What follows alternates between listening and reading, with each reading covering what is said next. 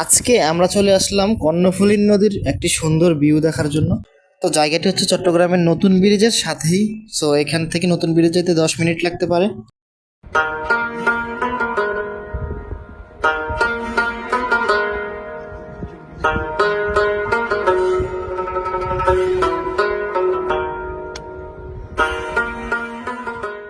তো বাদাম খেতে খেতে মেঘলা ওয়েদারে আজকের বিকালটা কাটবে অত্যন্ত সুন্দর।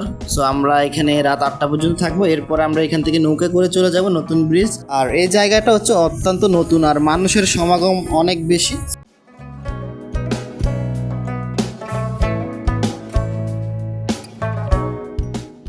আর আজকের ভিউটা অত্যন্ত সুন্দর, কোনো রোদ নাই। সো বিকালটা মেঘলা মেঘলা। এত সুন্দর একটি জায়গা কিভাবে হয়ে উঠলো তা কি আপনি জানেন? না, আপনি হয়তো জানেন না। এই কর্ণফুলী নদীটা নিয়েই একটা ইতিহাস রয়েছে।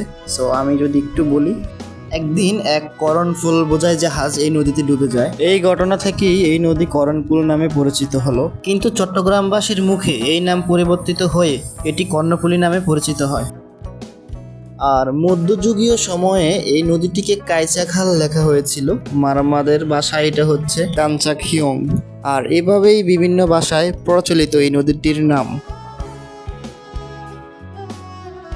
আর এখন বাজে রাত 8টার উপরে। সো আমরা এখন নৌকা করে চলে যাব নতুন ব্রিজে। এখান থেকে নতুন ব্রিজের ভাড়া মাত্র 30 টাকায় নৌকায় করে।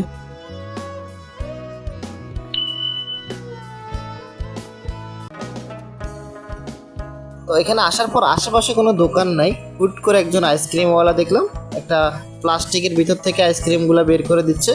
কিন্তু এর আগে আমি এমন আইসক্রিম কখনোই বিক্রি করতে দেখি নাই, কোথাও দেখি নাই। উনি মোটে 2টা আইসক্রিম বিক্রি করেন। একটা আইসক্রিম হচ্ছে 5 টাকা আর একটা আইসক্রিম হচ্ছে 10 টাকা।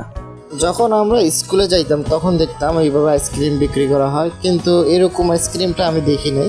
সো আজকে দেখলাম প্রথম। আর এই ধরনের আইসক্রিমগুলা বাহিরে কখনোই খাবেন না। আমাকে আমার ফ্রেন্ড জোর করার কারণে আমি হাতে নিছি। সবসময় আপনারা এই জিনিসটা মাথায় রাখবেন, ফুটপাতের কোনো খাবারই ভালো না। আপনাকে অসুস্থ করে তুলতে 2 মিনিটের সময় লাগবে না। তো আজকের ভিডিওটা এতটুকুই। আশা করি নেক্সট কোনো ভিডিওতে দেখা হবে। আর চাইলে আপনারা আমার ইউটিউব চ্যানেল থেকে ঘুরে আসতে পারেন। ধন্যবাদ।